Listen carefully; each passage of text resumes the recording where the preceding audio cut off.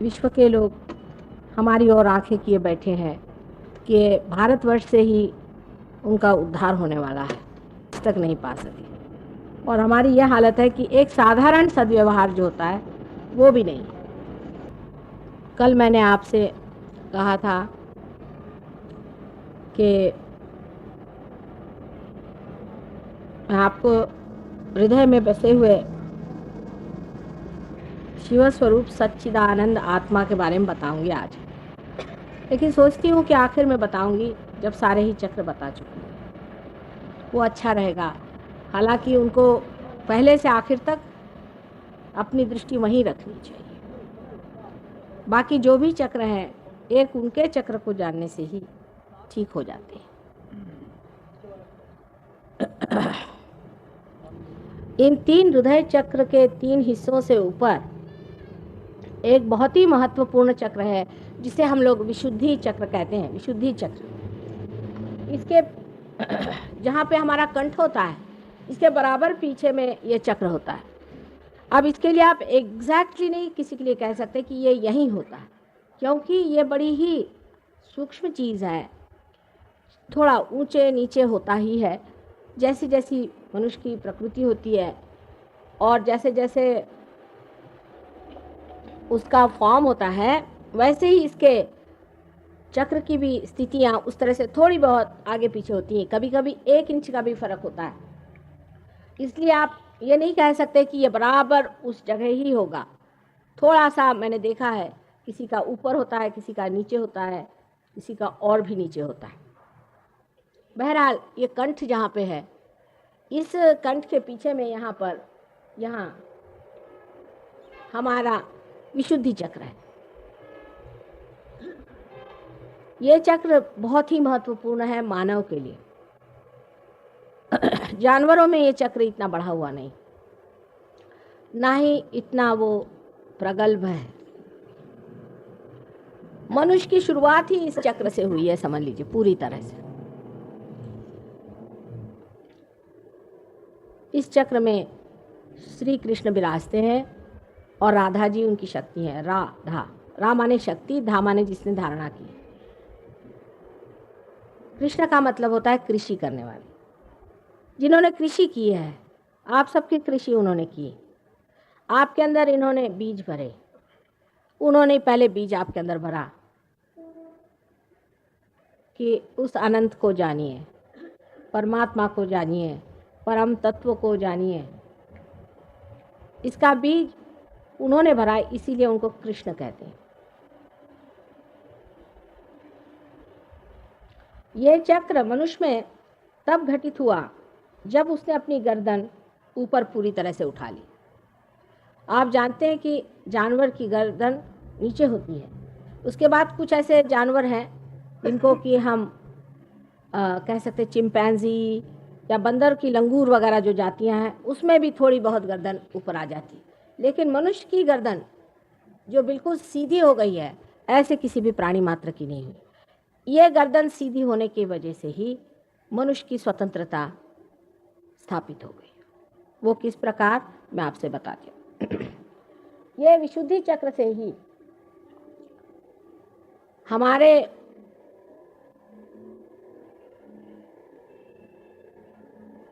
दो ईगो और super ego नाम के बलून तैयार हो जाते हैं। आप जानते हैं कि जानवर की आकृति ऐसी आती है, ऐसी जाती, फिर नीचे चली जाती है। जो भी चेतना उनके अंदर आती है वो फिर से पृथ्वी की ओर झुक जाती है।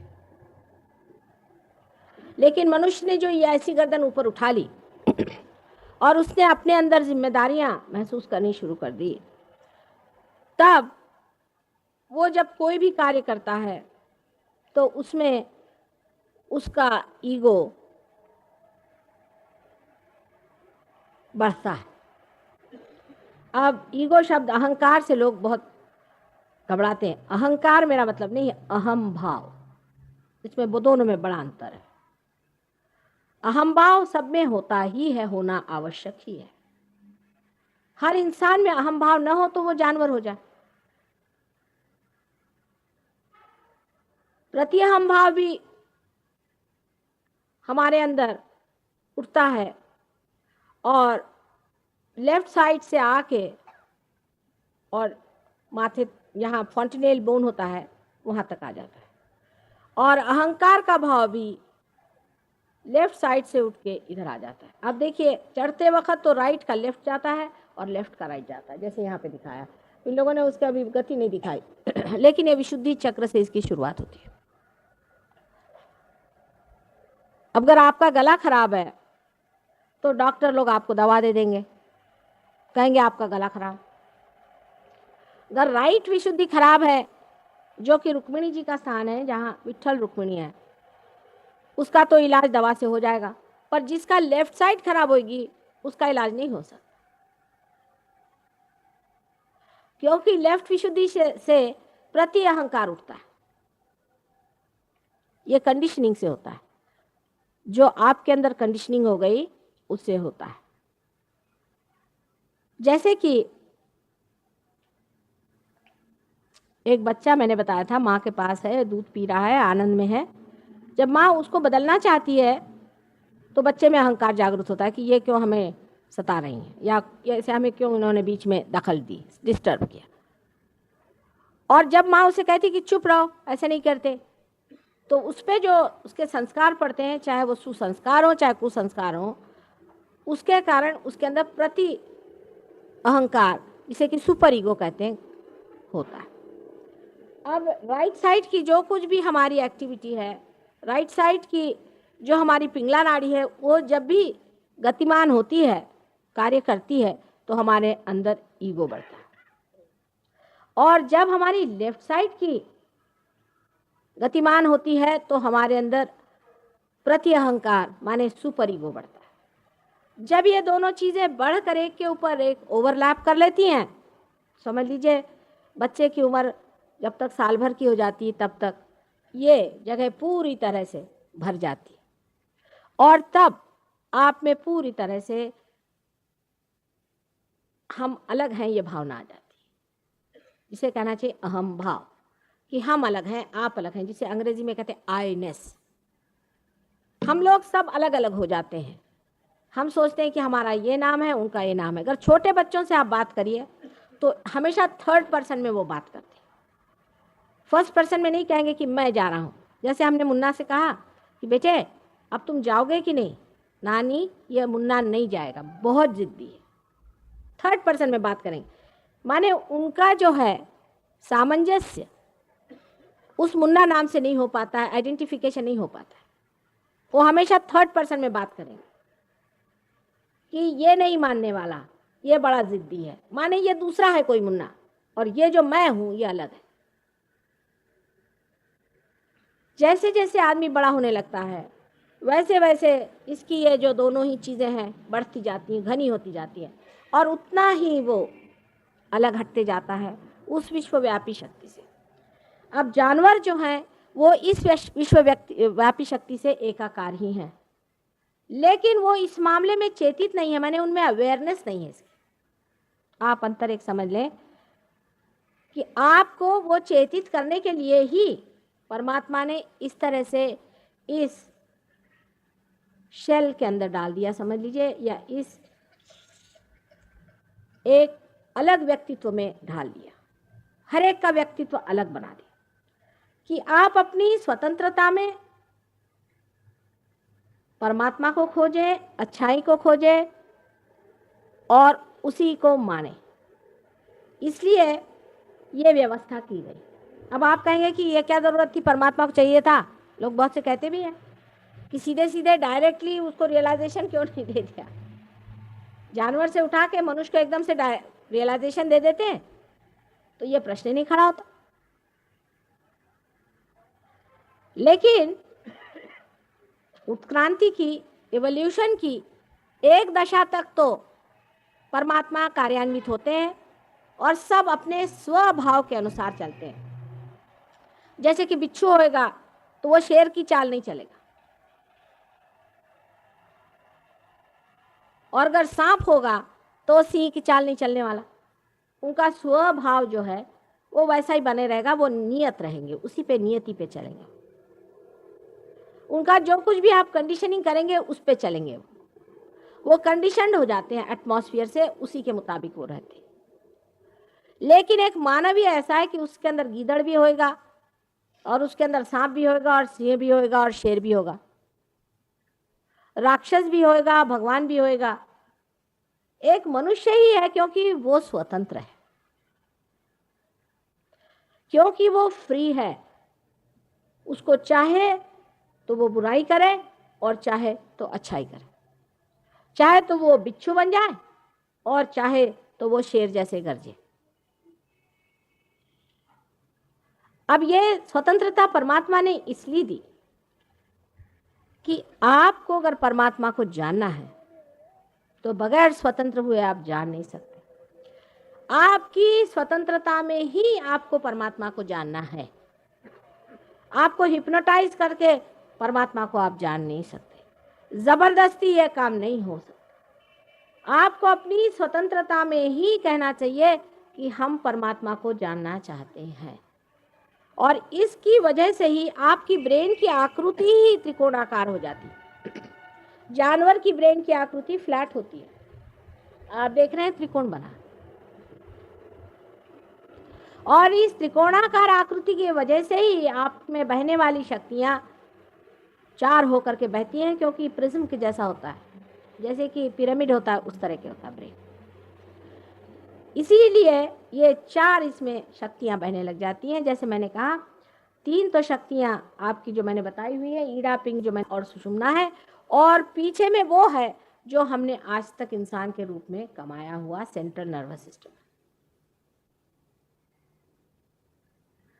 ये चारों शक्तियां हमारे अंदर इसलिए बहने लग जाती हैं कि हमारे अंदर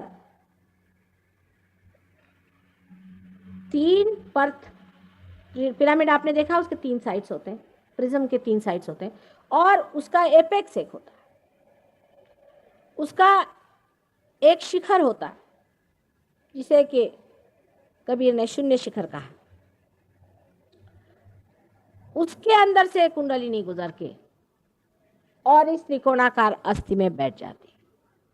जब मनुष्य की मृत्यु हो जाती है तब यही कुंडलिनी उसके सर पे मंडराती रहती है और उसके सर से निकल जाती है, वही इसको गाइड करती है, और आत्मा भी उसके साथ। वो आत्मा, वो कुंडलिनी और हमारे अंदर के चार तत्व, उसमें से पानी का तत्व भी धीरे धीरे घटते ही जाता है, पृथ्वी तत्व गिर जाता है। इस प्रकार जीवात्मा तैयार होके और मृत्यु लोक को प्राप्त होता है। तो ये जो हमारे अंदर परमात्मा ने स्वतंत्रता दी है, इसको हम जिस तरह से इस्तेमाल करते हैं वो जाहिर है। उसको हमने एक अजीब तरह से इस्तेमाल किया हुआ है कि जब ये दोनों भी अहंकार और प्रति अहंकार बैलेंस में रहते हैं और आपके भवसागर के हिस्से में आप धर्म पे रहते हैं, तो कुंडलिनी का उठना बिल्कुल ज्ञात नहीं होता और एक क्षण में इंसान पार हो जाता, एक क्षण के अंदर, और उसको ये भी नहीं पता चलता कि वो पार हो गया। क्योंकि मैंने आज ही बताया कि जो एरोप्लेन बहुत ही स्मूथ होता है, उसमें आप बैठे रहिए, आपको पता नहीं चलता कि आप प्लेन में चल रहे हैं। जो बहुत ही बढ़िया एरोप्लेन होते हैं उसमें पता ही नहीं चलता कि आप उसमें चल रहे हैं।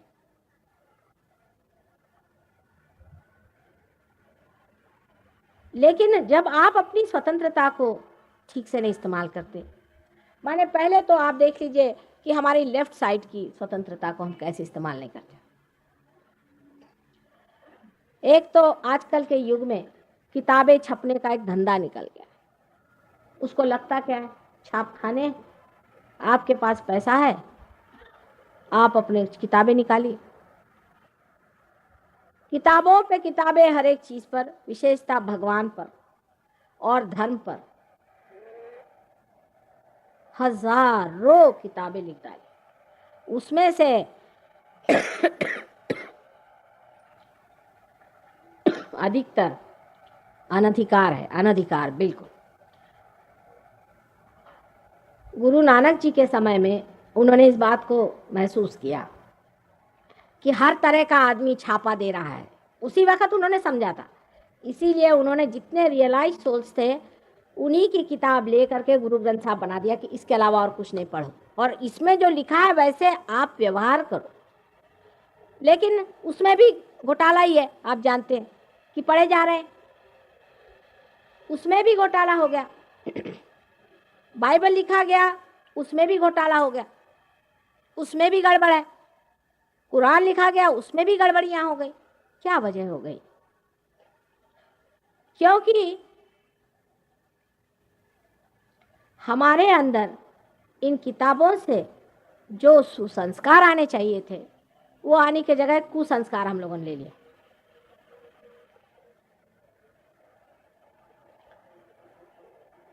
वो इस प्रकार, हालांकि दोष कोई आप निकाल नहीं सकते उसमें, लेकिन इस प्रकार जैसे समझ लीजिए हम कहें कि उनका एक भजन है, काहे रे बन खोज न जाए, उसमें उन्होंने कहा है कि कहे नानक बिन आपा चीन्हे मिटे न भ्रम की काई। अब इससे ज्यादा और क्या वो कहते भाई कविता में? मतलब एक सादी बात कह दी कि आप सेल्फ रियलाइजेशन लीजिए, और इससे ज्यादा कुछ कहा जाता है? लेकिन अब वो बैठे रट रहे, नहीं तो अखंड पाठ करा रहे। अब जब मैं कहती हूँ कि नानक साहब से ज्यादा तो किसी ने साफ और लिखा ही नहीं है, और उसको भी लोग इसी तरह से कह रहे हैं कि भाई उसको आपा चीने बगैर होता नहीं। समझ लीजिए आपके सर में दर्द है, हम लिख दें कि आप एक दवा ले लीजिए, अनासिन दवा ले लीजिए, समझ लीजिए, तो आप रटे जा रहे हैं अनासिन ले लो, अनासिन ले लो, तो क्या आपका सर दर्द जाएगा? इससे ज्यादा साफ और कुछ लिखने की बात है ही नहीं। हाँ, कृष्ण ने जरूर गीता में बहुत चलाया है, उसके भी अभी बताऊंगी मैं कृष्ण की बात। तो इस तरह से रट रट करके हमारी हम विशुद्धि खराब कर लेते हैं, लेफ्ट विशुद्धि। ये कंडीशनिंग है। फिर किसी किसी को मंत्र बोलने की बड़ी आदत है। एक साहब आए, कहले मैं गायत्री बोलता हूँ। मैं कहा किसने कहा आपसे बोलने को? कहले माता जी मैंने किताब पढ़ी, मैंने बोलना शुरू कर दिया। अरे भाई किताब पढ़ी, किसने लिखी, क्या पढ़ी? गायत्री की तुमको जरूरत है या नहीं? क्यों बोल रहे हो गायत्री? गायत्री का क्या अर्थ है? कुछ समझ रहे नहीं? मैं तो गायत्री बोलता हूँ, और मेरे से भी बोल रहे हैं तो भी गायत्री बोल रहे हैं, वो चुप ही नहीं हो सकते। सबसे अच्छा उदाहरण इसका हरे रामा हरे कृष्णा वाले हैं। वो ऑक्सफोर्ड स्ट्रीट में इतनी बदतमीजी करते हैं, इतनी शर्म आती है उनके ऊपर में। धोती साड़ी पहन करके, ना धोती पहनाती ना साड़ी पहनाते, और वो बोदियाँ खरीद खरीद करके लगाते हैं, और सबसे रुपया ले ले करके बड़े बड़े होटल बना करके होटल चला रहे हैं। वो तो जो भी करें करें, मुझे कोई हर्ज नहीं है, लेकिन रात दिन वो बोलने से उनको कैंसर ऑफ द थ्रोट हो रहा है, मेरे पास आते फिर ठीक कराने के लिए। तो फिर ये पूछते हैं कि माँ हम तो कृष्ण का नाम ले रहे हैं, आप करें कृष्ण कृष्ण यहाँ बैठे हुए हैं, फिर हमारा क्यों खराब हो गया? तुमको किसने अधिकार दिया इतनी बदतमीजी करने का, वहां जाकर के ऑक्सफोर्ड स्ट्रीट में इस तरह से उनको ऐसे चीपली इस तरह से बोलने का? क्या वो आपके क्या नौकर है?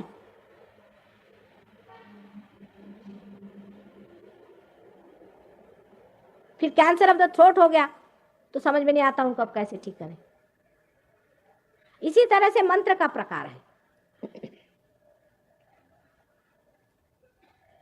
जब तक मंत्र प्रबुद्ध न हो, जीवित नहीं हो, वो एक मृत चीज को आप लेकर के बैठेंगे तो जरूरी है कि वो आपका जो विशुद्धि चक्र है उसे फेंकेगा।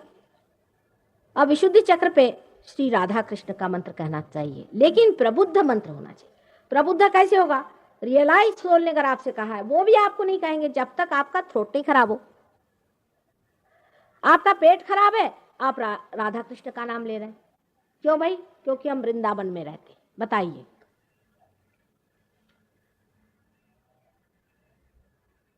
कोई सा भी मंत्र जाप करने से हमेशा लेफ्ट विशुद्धि पकड़ती है, क्योंकि सिद्ध मंत्र नहीं है, ये इसकी बारीकी है। अब आजकल तो ये धंधा ही निकला हुआ है कि मंत्र देने के लिए गुरु कर लीजिए। भाई एक सीधा हिसाब मैं पूछती हूँ कि ऐसे नाम देने के लिए गुरु काय को चाहिए? कोई गधा भी दे सकता है, उसके लिए गुरु काय को चाहिए? और फिर उनको पैसा देने को काय को चाहिए? करोड़ों रुपया इन लोगों ने बना लिया मंत्र दे दे करके। आपको मालूम है करोड़ों रुपया? क्या अपने गवर्नमेंट में, मुझे पता नहीं, कायदे कानून में इंसान के मैं समझती नहीं हूँ, क्या ऐसा कोई कायदा नहीं कि ऐसे बेवकूफ़ बना करके कोई आदमी करोड़ों रुपया बनाए तो उसको पूछना चाहिए कि भाई ये मंत्र क्या दे रहे हो? तो ये मंत्र देना सिर्फ भूत देना है, आपके अंदर उस नाम का एक भूत बिठा देते हैं। मैंने आपसे कल भी बताया और आज भी बता रही हूँ, सब मंत्र का बहुत बड़ा ज्ञान है और जो इसे जानता है वही विद्या, बाकी सब अविद्या है। लेकिन कौन सा चक्र खराब है? फिर जो मंत्र देता है उसे वो सिद्ध है या नहीं? जिस आदमी का स्वयं चरित्र अच्छा नहीं है, जो दूसरों के पैसों पे नजर रखता है, पैरासाइट जैसे अपनी जिंदगी बिताता है, उस आदमी को किसी भी तरह से उससे कुछ भी चीज लेना महापाप है। मंत्र तो अधम चीज हो जाएगी। पैसा देकर लोग मंत्र लेते हैं, जैसे जाइए वहां पे बड़ी बड़ी पेटियां रखी रहती है कि सेवा, सेवा के लिए शब्द सेवा हो गया। भाई कहाँ से कोई चीज का हिसाब जोड़ना चाहिए। ये सेवा के लिए है, किसकी सेवा कर रहे हो? इन अधम लोगों की, जो कि भूत विद्या, प्रेत विद्या, पिशाच विद्या कर रहे हैं और आपको भरमा रहे हैं। मंत्र आपको दे दिया राम का और चक्र पकड़ गया राम का, और विशुद्धि लेफ्ट, क्योंकि वो उसने मंत्र दे दिया, 2 चक्र पकड़ गए। श्री कृष्ण का मंत्र हो तो कम से कम 1 ही चक्र पकड़ता है, पर वहां इतना जोर बांधता है, मैंने बताया आपको, कि कैंसर हो जाता है थ्रोट का। बहुत डेंजरस चीज है। इसी प्रकार जो आप गंडे दोरे, अब काशी का गंडा है, चले गले में पहन के चल रहे हैं, ये बड़ी सेंसिटिव चीज और सूक्ष्म चीज है, समझ लेना चाहिए। ये काशी के गंडे बेचने वाले, इनसे बढ़ के महादुष्ट आपने कहीं देखे हैं क्या? सारे वृंदावन के पंडे जितने भी हैं राक्षस हैं, राक्षस, महाराक्षस हैं। सारे कंस के अनुचर वहां बैठे हुए हैं और उनसे आप लोग गंडे दोरे और तावीज लेते हैं। किसी भी परमात्मा के किसी भी स्वरूप में आए हुए किसी भी प्रॉफिट ने या गुरु ने या किसी भी अवतार ने गंडे दोरे किसी को दिए थे? और इन पंडों से आप लेते हैं, जिनको कि आपको तो देखना भी नहीं चाहिए, नजर पड़े तो आंख धो डालिए, सवेरे देखिए तो दिन भर खाना नहीं मिलेगा। मैंने पिछले साल कहा था कि एक दिन गंगा जी इनको खाएगी, और हुआ ही ऐसे। मैंने बीबीसी में देखा था, सब खोमचे उठा के भाग रहे थे। सहयोग का मतलब सिर्फ इतना ही नहीं कि आपका एक अंतर्योग होगा, पर एक बड़ा भारी रेवोल्यूशन है। इनको क्या अधिकार है कि यह परमात्मा के दरवाजे पर बैठे? जब तक आदमी में पवित्रता नहीं होगी तो इन मंदिरों में बैठने का इनको कोई अधिकार नहीं। इन मंदिरों में क्या है? लोग पूछेंगे कि माँ क्या मंदिर सही है? हाँ सही है। पृथ्वी के अंदर से, पृथ्वी तत्व से ही ये उद्भूत हुए हैं, ये सही बात है, इसमें कोई छूट नहीं। जैसे कि अष्टविनायक हैं, ज्योतिर्लिंग है, ये सब सही है, लेकिन उनकी मूर्तियां बनाना ये सही नहीं। जो काबा में भी पत्थर है वो भी शिव स्वरूप है, वो भी स्वयंभू है, वाइब्रेशंस है उसके अंदर। जो बड़े बड़े साधु संत पहले चलते थे वो वाइब्रेशंस देखकर बताते थे कि ये कोई स्वयंभू चीज़ है। एक छोटी सी जगह है मुसलवाड़ी करके, जहाँ पर हमारा सहयोग का बड़ा भारी सेंटर चल रहा है, बहुत बड़ा है, बहुत ही बढ़िया सेंटर है गांव छोटा सा। तो वहाँ पर हम पहुँचे तो लोगों ने बताया कि माँ यहाँ एक ऐसी जगह है, वहाँ कुछ पत्थर निकल आए, और वो ऐसी जगह है कि अंग्रेज़ों के ज़माने में यहाँ पर लोगों ने कहा था कि एक बड़ा सा वो बना दें धरण, जिसे कहते हैं आप डैम। और उस डैम को बनाने के लिए उन्होंने बड़ी कोशिश की, लेकिन उस जगह पे जब भी मिट्टी डालने की कोशिश करते थे तो वहाँ से मिट्टी उड़ करके दूसरी जगह चली जाए, और जो गधे ले जाते थे वो बेहोश हो जाए, किसी तरह से उस जगह मिट्टी नहीं पड़ती थी। वो लोग तंग आ गए, उन्होंने लोगों से पूछा क्या? तो एक साधु आए, उन्होंने कहा कि ये जगह यहाँ से बहुत चैतन्य आ रहा है, ये कोई बड़ी पवित्र जगह है, इसको मत छुइया। तो मैंने अपनी आँख से देखा कि वहाँ पे ऐसा उन्होंने डैम की जगह में इस तरह से गोल बना के उतनी जगह छोड़ दी और दूसरी तरफ में डैम बनाए। ये अपने आँख से देखने की चीज़ है। जब मैंने जाके वाइब्रेशंस देखे तो बहुत ही ज़्यादा आदिशक्ति का ही वहाँ पे हुआ है। और इसीलिए मूसलवाड़ी में हमारा सबसे ज़्यादा सहयोग भी चल रहा। कितने वाइब्रेशंस हैं उसमें, लेकिन इसको समझने के लिए रियलाइज सोल होना चाहिए ना। बगैर रियलाइजेशन के आप कैसे समझेगा किस चीज़ में वाइब्रेशंस है किस में नहीं। मैंने आपको कश्मीर का किस्सा बताया था, फिर से मैं आपसे बताती हूँ। मैं कश्मीर गई थी तो एक जगह एकदम से मुझे बहुत वाइब्रेशंस आए। तो हमने ड्राइवर से कहा कि भाई यहाँ कोई बड़ा भारी मंदिर है या कोई चीज़ है, यहाँ पूजा अर्चा कुछ होती है कुछ? उसने कहा कि यहाँ तो कुछ भी नहीं। तो उसने कहा यहाँ से 2 मील दूरी पे एक मुसलमानों का स्थान है जिसे हजरत बल कहते हैं, अभी भी कहते साथ वाइब्रेशन खड़े हो जाते हैं। ये मोहम्मद साहब की महिमा है। का नाम लेते ही मेरे तो बदन कांप उठता है। नानक साहब का, कोई ग्रंथ साहब का भी नाम कहते तो बदन में से धड़ धड़ धड़ धड़ धड़ धड़ वाइब्रेशन शुरू हो जाता। तो मैंने कहा चलो वहीं चलो, फिर मुझे वहीं जाने का है। मेरे पति कहने लगे कि वहाँ तुम्हें जाने कौन देगा? मैंने कहा चलिए तो सही। आश्चर्य, किसी ने मुझे रोका नहीं, कुछ नहीं, मैं अंदर तक चली।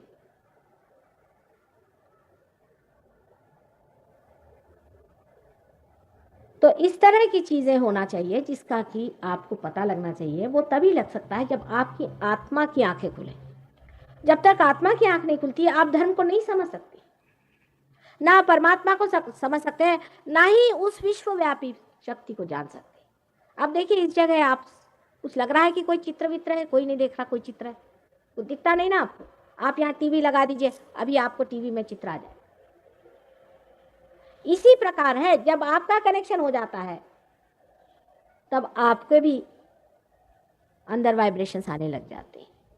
सब चीज सर्वव्यापी वो शक्ति है, लेकिन आपके अंदर अभी तक उसका ज्ञान नहीं, बोध नहीं हुआ, इसलिए उसके बारे में बात करना सब बेकार, बिल्कुल बेकार बात। उस शक्ति को प्राप्त होना चाहिए, उसमें समा जाना चाहिए। आत्मा को प्राप्त किए बगैर मनुष्य इतना अधूरा रह जाता है कि वो कुछ भी हाथ पैर टांग मारे, कुछ उसमें फर्क नहीं पड़ने वाला। अब ये विशुद्धि चक्र पे परमेश्वर साक्षात श्री कृष्ण के स्वरूप में इस संसार में आए थे, जो कि विराट, जब श्री कृष्ण संसार में आए थे तब विराट की शक्तियां कार्यान्वित हुई। जैसे कि आपसे मैंने बताया था कि शिव जी का काम है हमारा एग्जिस्टेंस बनाना, हमारा अस्तित्व बनाना, जो कि लेफ्ट साइड की नाड़ी से होता है। और ब्रह्मदेव का कार्य है कि सृजन करना, क्रिएशन बनाना। शिव जी कभी अवतरित नहीं होते, एक बार हुए थे लेकिन होते नहीं हैं, समझ लीजिए। वो क्या होना न होना बराबर ही था उनका। ब्रह्मदेव एक बार हुए थे, आपको आश्चर्य होगा। हजरत अली के रूप में हुए थे, किसी ने उनको पहचाना नहीं, मुसलमानों भी उनको पहचाना नहीं। एक ही मर्तबा ब्रह्मदेव ने अवतरण लिया था, और अवतरण सिर्फ विष्णु का होता है, विष्णु तत्व का होता है। वही बार बार अवतार ले करके और आपको इस संसार भवसागर से पार कराते हैं। वही अनेक बार इस संसार में आते हैं और आपका नेतृत्व करते हैं, आपकी लीडरशिप करते हैं। ये जो तत्व है, इसी तत्व के कारण आप इवॉल्व हुए हैं। यही उत्क्रांति का इवोल्यूशनरी तत्व है। अमीबा से भी इंसान आप इसी तरह से बने, क्योंकि वो धर्म की धारणा करते हैं और हर एक चीज़ का धर्म बदलते बदलते इंसान के धर्म पे वो आ जाते हैं। यही आपका मानव धर्म है। लेकिन मानव धर्म पूरी तरह से तभी प्लावित होता है जबकि वो आत्मा से प्रबुद्ध हो जाए। अब ये जो विशुद्धि चक्र है, इस विशुद्धि चक्र में मानव विराट के संबंध से जुड़ जाता है। जैसे आपने मेरे और हाथ किया है, अब इस हाथ करने में, मैं बैठे ऐसे हाथ करके अच्छा रहेगा, इसी हाथ से जो एक नाड़ी आती है यहाँ और यहाँ, ये विशुद्धि चक्र में होती है। तो सर्वप्रथम इन्हीं हाथ से, देखिए मनुष्य का हाथ और जानवर का हाथ बहुत ही अंतर है। जानवर के पास तो हाथ पैर में कोई अंतर भी नहीं है। मनुष्य का हाथ कितना सुंदर है और कितना सुबक है और इसमें कितनी ज़्यादा कला कौशल्य है, कभी हम इसको समझते नहीं, टेकन फॉर ग्रांटेड। इतना इस हाथ का कमाल है कि इस हाथ से मनुष्य चाहे तो न जाने क्या क्या बना के रख दे, पर इन हाथ को हमने मैला कर दिया। इसी से हम दूसरों की मृत्यु कराते हैं, दूसरों को सताते हैं। जो हाथ परमात्मा ने सुख और आनंद देने के लिए बनाए हैं, उसी हाथ से हम बहुत बुरे कर्म करते हैं। और इन हाथ का संबंध सबसे पहले विशुद्धि चक्र से होता है।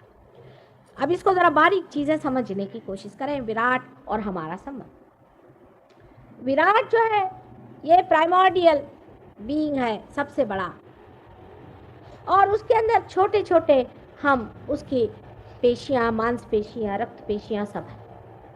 समझ लीजिए अंग्रेजी में जिसे कहते हैं कि माइक्रोकोज्म और मैक्रोकोज्म।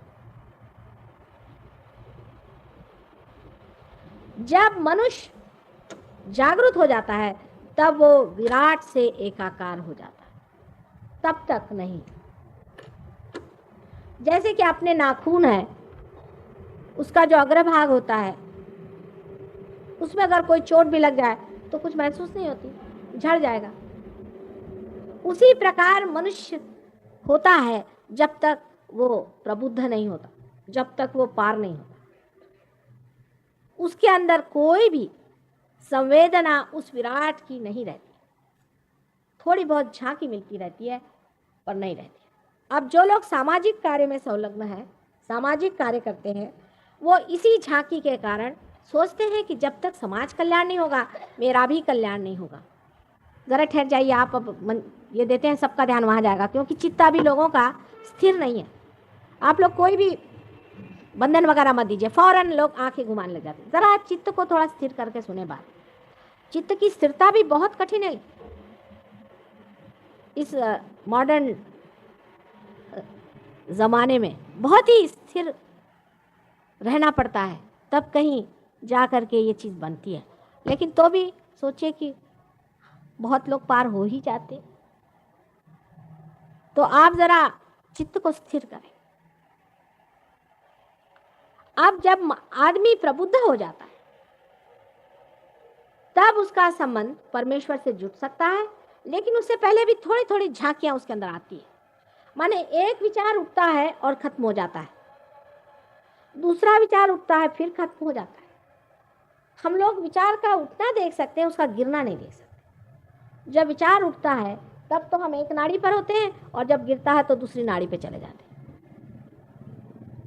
एक विचार से दूसरे विचार में जाने पर जो बीच में जगह होती है उसे विलंब कहते हैं। यही जगह है जिसको पकड़ना पड़ता है कुंडलिनी के जागरण में। एक विचार उठा, खत्म हो गया, वो चला गया लेफ्ट साइड में। दूसरा विचार उठा, तब हम राइट साइड में आ गए। फिर से वो विचार जब खत्म हुआ तो फिर हम उसको भेज दिया लेफ्ट साइड में, हम आ गए फिर राइट साइड। विचारों पे हम कूदते रहते हैं। एक विचार को फेंक दिया लेफ्ट में, दूसरे विचार को फेंक दिया लेफ्ट में, लेकिन जो बीच में जगह है वही वर्तमान प्रेजेंट है, वो बहुत थोड़ी है हमारे अंदर। विलंब की जगह बहुत थोड़ी सी होती है। इसीलिए हमेशा हम फ्यूचर की सोचते रहते हैं, कभी कभी पास्ट की सोचते हैं, कभी फ्यूचर की सोचते हैं, पर जो बीच की जगह उसे हम नहीं पकड़ पाते। ये दोनों ही चीज विशुद्धि चक्र से हमारे अंदर उठती हैं। ये विशुद्धि चक्र से ही होता है, उसका कंट्रोलिंग पॉइंट तो ये है। लेकिन विशुद्धि चक्र से ही हम अपना ईगो और सुपर ईगो बनाते रहते हैं। अब विराट से एकाकार होने के लिए मोहम्मद साहब ने बताया है कि ऐसे हाथ रखना चाहिए। सारा नमाज जो है वैसा ही, क्योंकि इन पांचों उंगलियों में 5 चक्र हैं। आप किताब ले लें तो आपको पता चल जाएगा मैं क्या कह रही हूँ। इस चक्र में स्वादिष्टान चक्र है जो कि आपको दिखाएंगे। यहाँ ये स्वादिष्टान चक्र, पहले मूलाधार से शुरू करें। ये मूलाधार चक्र है, ये स्वादिष्टान, ये नाभि, ये हृदय और ये विशुद्धि। कृष्ण के इस हाथ में सुदर्शन चक्र रहता था, ये विशुद्धि चक्र है। और ये आज्ञा और ये सहस्त्रार है, और ये वॉइड है जो दिखाया गया यहाँ पर, ये गुरु के तत्व हैं सारे। इस प्रकार पूरे हाथ में ही इंसान की पूरी डेस्टिनी है, उसका पूरा सब कुछ चित्र इस हाथ में और पैर में भी है। लेकिन पैर में फर्क है, हाथ में फर्क है। पैर के बारे में बाद में बताऊं। हाथ इस तरह के होते हैं। अब इस हाथ में जब आप ऐसे हाथ करते हैं तो आपके जो सिंपैथेटिक जो चक्र है, जो लेफ्ट और राइट सिंपैथेटिक से, इस तरह से समझ लीजिए कि लेफ्ट है और राइट है, दो हैं सिंपैथेटिक, ये लेफ्ट है राइट है, ये जब घूमते हैं इस तरह से, और जब बहुत ज़्यादा घूमने लग जाते हैं तो टूट जाते हैं। इसी के अंदर में डेटीज होते हैं, इसी के अंदर में देवता होते हैं। जब आपने ये ज़्यादा घुमाया तो भी टूट जाएगा, ये ज़्यादा घुमाया तो भी टूट जाएगा। अति ज़्यादा टूटने से आदमी टूट जाता है, टूटते ही साथ वो अलग हट जाता है। और विशुद्धि चक्र जो है जब टूटता है तब आदमी आर्बिट्ररी हो जाता है। अब जैसे आदमी ईगो ओरिएंटेड है तो उसका ईगो बढ़ता गया, बढ़ते बढ़ते बढ़ते बढ़ते बढ़ते बढ़ते सारा छा गया, तो उसका संबंध एकदम टूट गया विराट से। कोई भी उसमें संवेदना नहीं रही, वो सोचता मैं ही हूं। एक पागलपन होता है, आपको पता नहीं, पागलपन होता है, ईगो होना भी बड़ा पागलपन होता है। वो जो रहते हैं ईगो में उनको नहीं पता चलता, पर आपको एक उसके एक दो बताएं चुटकुले कैसा होता है। कि कहते हैं एक बार जवाहरलाल जी खुद गए थे किसी लुनाटिक असालम में, तो जवाहरलाल जी से एक आदमी बदतमीजी करने लगे। तो उनका कि देखिए ऐसा न करें आप। जब सबने कहा भाई ये कौन है, पहचाना तुम? कहने कौन? कहने जवाहरलाल जी हैं, अपने प्राइम मिनिस्टर साहब। तो कहने ठीक हो जाएंगे, ठीक हो जाएंगे, मैं भी ऐसे ही कहता था। दूसरे मैंने आपको पीए साहब की बात बताई थी कि कोई साहब मिनिस्टर साहब से मिलने गए, वहाँ एक पीए साहब बहुत कूद रहे थे, वो किसी से ठीक मुँह बात ही न करें। तो उन्होंने पूछा कि भाई आप क्यों कूद रहे हैं, क्या बात है, आप इतने नाराज क्यों होते हैं? देखिए चित्त को जल्दी जल्दी ना हटाएं, हम बात कर रहे हैं ना, इधर ही रखें। कोई इधर बात कर दे, उधर बात कर, चित्त को हटाना नहीं चाहिए। ये बहुत ज़रूरी है, क्योंकि कुंडलिनी को मैं चला रही हूँ, बात कर रही हूँ, लेकिन कुंडलिनी हटा रही हूँ, आपकी विशुद्धि साफ कर रही हूँ। हाँ, तो कहने लगे कि आप उछल कूद क्यों कर रहे हैं? कहले आपको पता नहीं मैं पिए हूँ? कहले हमको क्या पता था आप पिए हुए हैं, हम नहीं आते था, माफ़ कर दीजिए, जा रहे अपने घर। तो ये बिल्कुल बंदर की आदत है, बिल्कुल बंदर हो जाते हैं। और आपने पढ़ा ही होगा, रामचरितमानस में भी, रामायण में भी वर्णन है कि नारद मुनि को एक दिन ईगो हो गया तो कैसे बंदर हो गए थे, अंत में उनका ईगो कैसा उतारा गया। तो ईगो ओरिएंटेड जब आदमी होता है तो भगवान बचाए रखे उसे। आपको अगर इस रास्ते से आता हो तो आप दूसरे रास्ते से चले जाइए, क्योंकि वो तो घोड़े पे सवार होते, उनको तो होश नहीं रहता, वो सोचते कि हमसे बढ़ के कोई नहीं दुनिया में। तो इस चीज़ की वजह से आदमी जो होता है आर्बिट्ररी हो जाता है, माने उसके देवता टूट गए, वो अकेला ही अपना दौड़ता है, मैं ये करूँगा वो करूँगा। हिटलर इसका बड़ा अच्छा उदाहरण है। और बड़ा वो, उसको लगता है कि मुझसे बढ़ के अच्छाई कोई कर ही नहीं सकता, सब अच्छाई मैं ही करता। अगर मैंने जूस को ख़त्म कर दिया तो बड़ा भारी धर्म कार्य कर दिया, अगर मैंने सबको गैस चैम्बर में मार डाला तो इससे भी बड़ा मैंने धर्म कार्य, अगर मैंने जर्मन रेस को उठाना चाहा तो बड़ा ही धर्म कार्य। उसके समझ में नहीं आता, वो अंधा हो जाता है, आर्बिट्ररी हो जाता है, जिसको आप कह सकते हैं कि वो मैलिग्नेंट हो जाता है, माने वो कैंसर का एक सेल हो जाता है। कैंसर भी इसी तरह से हमारे अंदर बनता है, कैंसर हर समय हमारे अंदर बनता है और टूटता है। जैसे कि ये मैंने आपसे दिखाया ना, अब कोई से भी आपकी गति ज़्यादा हो जाए, सिंपैथेटिक की, लेफ्ट या राइट, कोई सी भी ज़्यादा गति हो जाए तो उस गति के चलन वलन से देवता सो जाते हैं। उसके बाद आप अलग हो गए, चाहे जो करिए, अब वो सेल्स मैलिग्नेंट हो गए। अगर अतिकर्मी आदमी होगा तो उसको कैंसर की बीमारी हो सकती है, क्योंकि वो बहुत ज़्यादा कार्य में लगा हुआ है और कार्य करते वक्त में उसने देवता से संबंध नहीं रखा, छूट गया। जैसे छूट जाएगा उसमें कैंसर बढ़ सकता है, क्योंकि उसके सेल्स जो है वो मैलिग्नेंट हो गए ऑन देयर ओन। इंग्लैंड में तो हर एक आदमी और पाश्चिमात्य हर एक आदमी ऑन देयर ओन है। 11 साल का बच्चा हो गया ऑन देयर ओन, बच्चा पैदा हुआ, उसको दूसरे कमरे में माँ बाप पहले छोड़ देते हैं। कमरे में कुत्ते बिल्ली सुलाते हैं, बच्चे को दूसरे कमरे में सुलाते हैं। कुत्ते बिल्लियों को ज्यादा प्यार करेंगे, बच्चों को कमती कर देंगे। अजीब तरह की हालत है वहाँ सब लोग ऑन देयर ओन, हम लोग भी सोचते हैं कि ऑन अवर ओन होना चाहिए। ये बहुत गलत कल्पना है बच्चों के मामले में। लोग सोचते हैं बच्चों खराब कर रहे हो, क्या इतना उनका दुलार। बच्चे को बहुत ज्यादा प्यार देना चाहिए, बच्चे को बहुत प्यार करना चाहिए। जो बच्चा माँ बाप का प्यार पाता है वो दुनिया में बहुत प्यारा होता है और उसको सब प्यार करते हैं। हाँ, उसको गंदी आदतें नहीं तो एक साहब ऐसे थे, वो हमसे कहने लगे, साहब मेरा लड़का 12 साल का, मैं बड़ा फ्री आदमी हूँ। मैंने कहा अच्छा क्या किया आपने? कह लो उसको मैंने बियर की बोतल दे दी, कह दिया तेरे दोस्तों को बुला के ला, जो करना है कर। मैंने कहा वाह भाई वाह। उनको धर्म तो सिखाना ही होता है, क्योंकि जो धर्म बचपन में सिखाया जाएगा उससे उसका लेफ्ट साइड ठीक रहेगी, सुसंस्कार होंगे। इस पर फ्रॉइड साहब का कहना है कुछ मत सिखाओ, क्योंकि उन्होंने दूसरी साइड देखी नहीं, कुछ नहीं सिखाओ तो सिर्फ ईगो बढ़ जाए। सुसंस्कार बच्चों को देने चाहिए, बड़ों को बताना बेकार है। आज हमारे बच्चों को देखिए आप, इनके क्या संस्कार हैं। छोटे बच्चों के सुसंस्कार करना बहुत ही आवश्यक है, इसलिए बच्चों को अपने घर में रख के उनके सुसंस्कृत करें।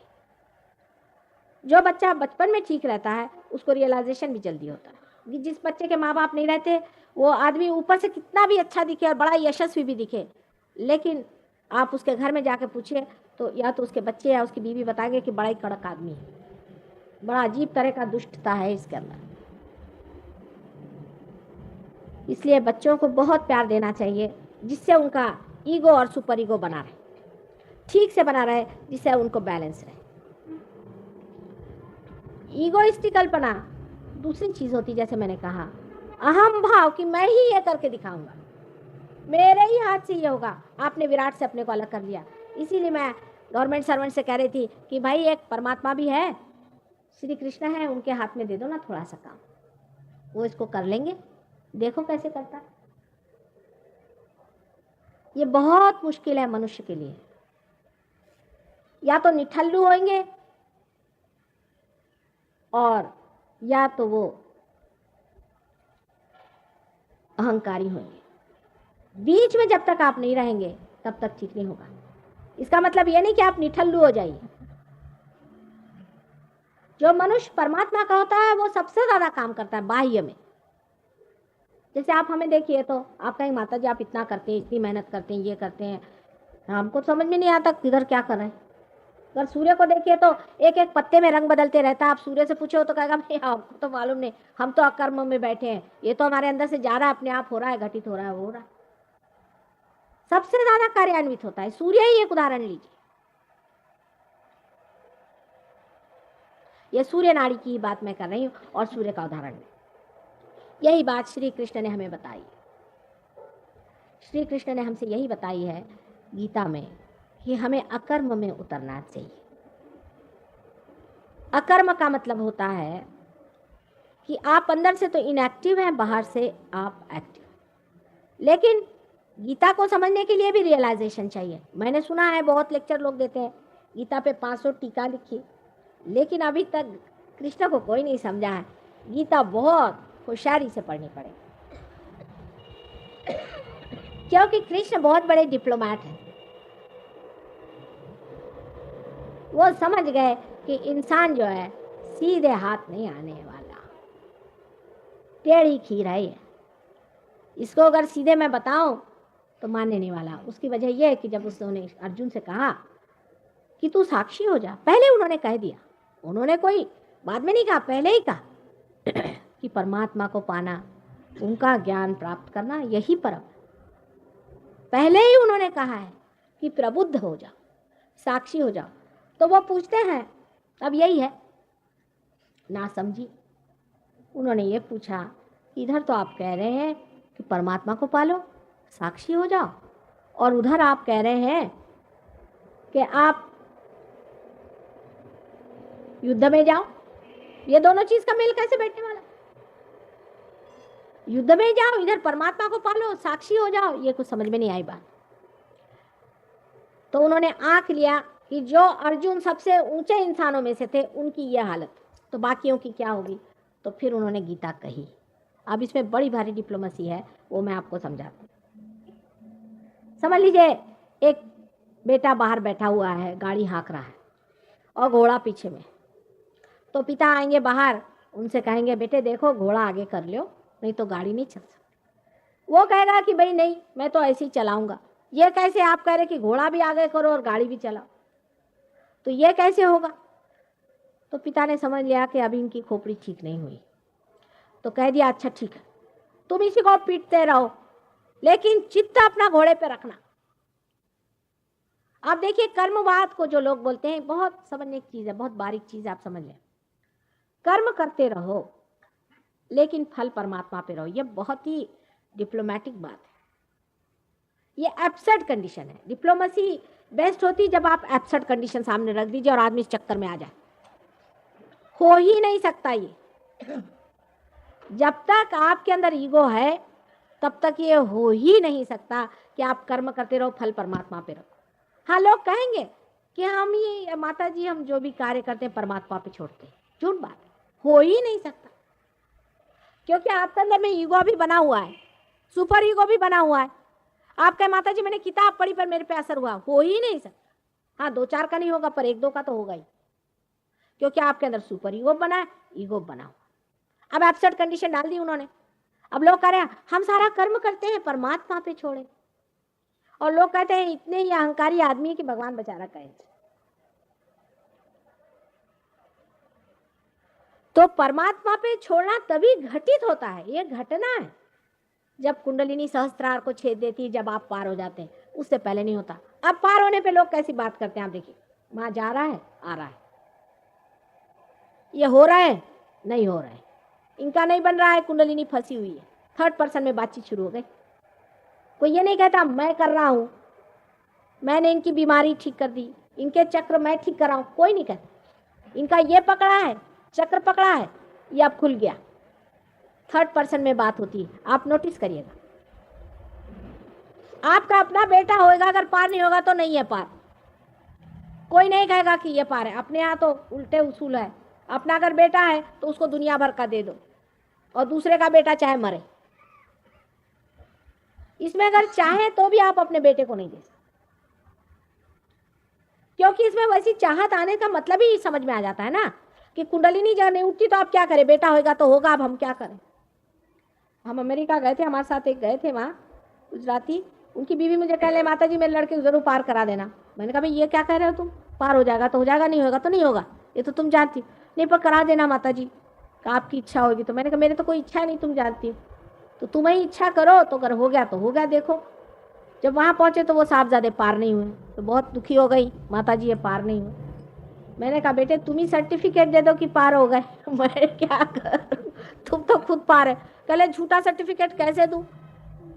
मैंने कहा यही है कि सहज योग में आप झूठा सर्टिफिकेट नहीं दे सकते, चाहे आपका बेटा हो। वैसे लोग अपने बेटे को झूठा देते, सब झूठा बना कर सकते, अपने बेटे के लिए मार खजाना भरते रहते। इसमें आप नहीं भर सकते हैं, इसमें बेटा शेटा नहीं चलता, इसमें कोई रिश्ता नहीं चलता है, सिर्फ परमात्मा से रिश्ता चलता है।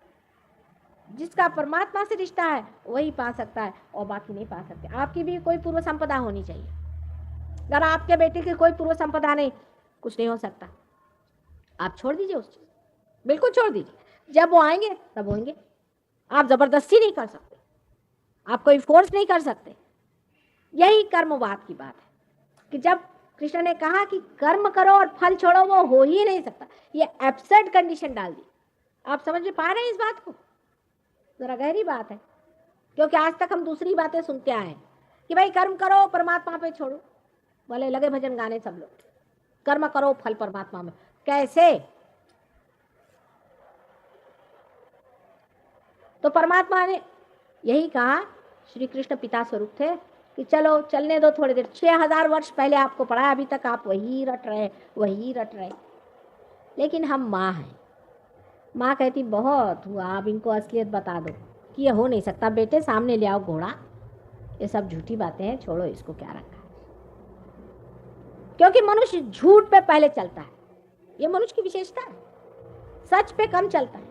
अभी मैं 2 सींग लगा करके और बैंड बाजा लगा के कुछ प्रोग्राम करूं तो बहुत लोग आ जाएंगे,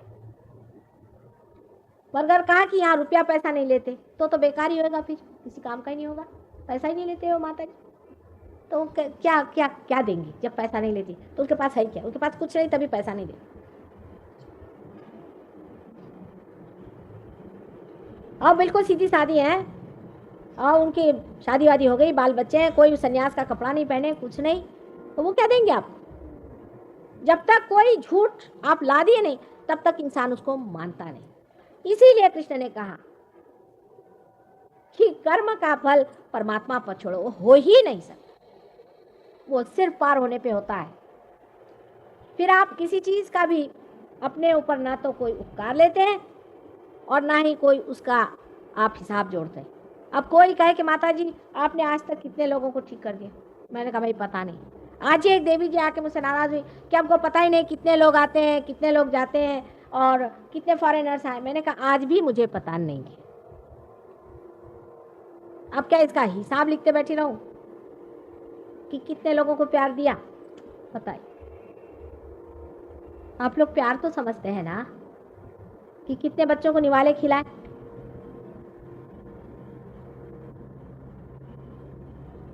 सो प्रेम का जब कार्य होता है तब उसमें कोई भी उपकार नहीं बढ़ता, कोई उपकार नहीं होता है। हम प्यार करते हैं इसलिए कार्य कर रहे हैं। जो भी जिसे आप कार्य कहते हैं, हम तो प्यार ही कर रहे हैं, कार्य वारे कुछ नहीं कर रहे हैं। हमारा मन कर रहा है प्यार करने को, और आपको अगर कुछ उसमें लगता है कि आपको मिल रहा है तो हमारा ही लाभ है उसमें। जब विराट के आप अंग अंग प्रत्यंग हैं, अगर आप हमारे हाथ उंगलियां आई हैं, तो अगर इस उंगली में चोट आई और हमने इसे रगड़ा तो हमने किस पे उपकार किया? हमने तो अपने ही ऊपर उपकार किया है। इसमें रगड़ रहा है तो इसे ठीक नहीं करे तो जाए कहाँ?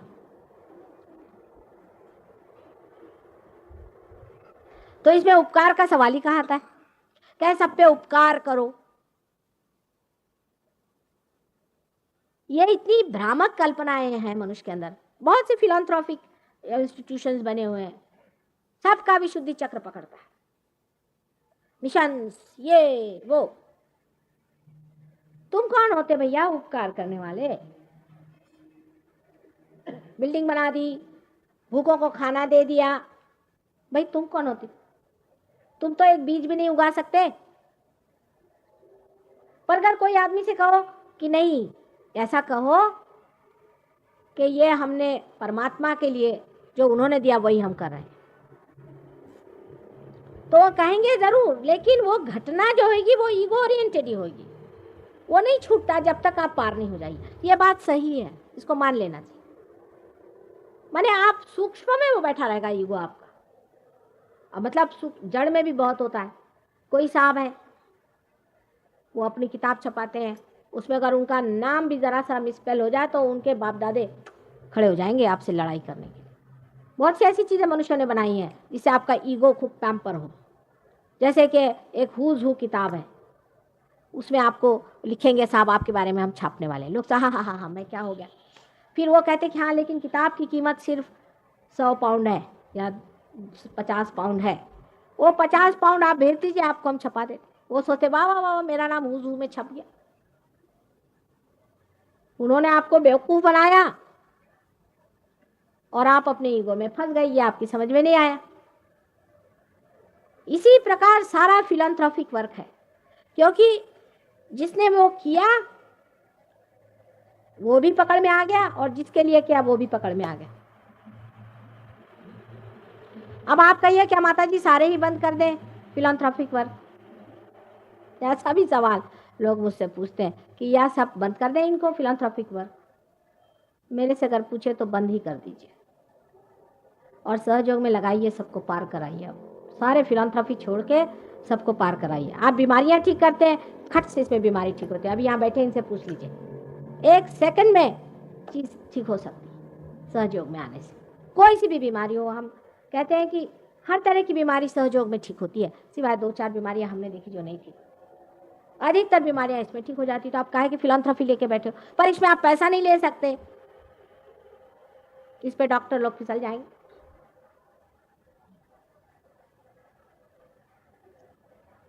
आपको कोई मेंटल प्रॉब्लम है, कोई आपको दिमागी जमा खर्च है, या हो सकता है कि आप वाकई में पागल हो, तो भी आप सहयोग में आइए, आपका पागलपन ठीक होता है, 50 पागल भी ठीक होगा।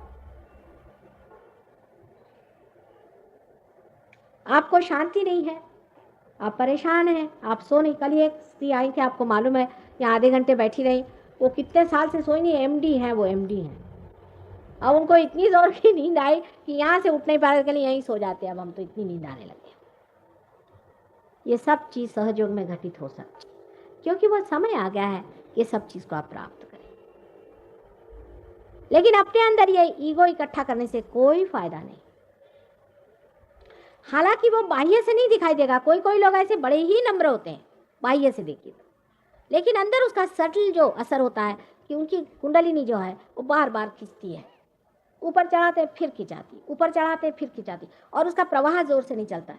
और जब आप अच्छे से पार हो जाएं, हमारे ऐसे लोग हैं आप जानते हैं, जिन्होंने हजार हजार लोगों को ठीक किया, हजार हजार लोगों को, एक एक आदमी, सिर्फ यूँ ऐसे करके हाथ दे के, वाइब्रेशंस दे के, चक्र ठीक कर।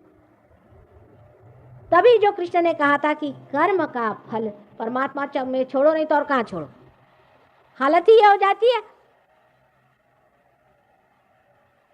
और किस पे छोड़ेगा आप, क्योंकि हम तो कर ही नहीं रहे, हमारे अंदर से बह रहा है। आप लोग भी क्या कहते हैं, हमारे अंदर आ रहा है, आप ये तो नहीं कहते कि माँ हमारे हम अपने अंदर ला रहे हैं। वो शब्द ही चले जाते हैं कि मैं कर रहा हूँ, हो रहा है, घटित हो रहा है, चल रहा है, बन रहा है, नहीं बना। भक्ति में भी बहुत कृष्ण की कमाल है, इसको समझना से खुश हो रहे हैं। हालांकि हम बता रहे हैं आपसे, सबकी विशुद्धि चक्र खोल रहे हैं। दूसरी उन्होंने कमाल की, उन्होंने कहा पुष्पम फलम तोयम, जो भी कुछ है हमें आप दे दीजिए। ठीक है, लेने के वक्त तो ठीक, देने के वक्त क्या बोलते, बहुत एक शब्द पे रचा के रखा है सब, वो शब्द आप लोग नहीं पकड़ पाए। अनन्य भक्ति करो, अनन्य। जब दूसरा कोई नहीं होता, जब तुम ही तुम हो जाते हो, माने रियलाइज होते हो, तब भक्ति करो। अब इस शब्द पे पकड़ा, लोग कहते हैं हम अनन्य भक्ति कर रहे हैं। अरे भाई ये अनन्य भक्ति कैसे, फिर रो क्यों रहे हो? कबीर थे अनन्य भक्ति वाले, जो ये घिघिया के रोते हैं भगवान कब मिलोगे, जो सेपरेशन के कवि हैं, वो क्या अनन्य भक्ति करेंगे? मुझे तो बड़ी घबराहट हो जाती है बाबा इन लोगों से। इतने रोते हैं कि मानो जैसे आंख निकाल के उसे धो के निकाल के फेंक दे। इतने घिघियाने की क्या जरूरत है? उनका अनन्य भक्ति करो, जब अनन्य में उतरो तब भक्ति करो, तो फिर कबीर की वाणी होगी, नानक की वाणी होगी।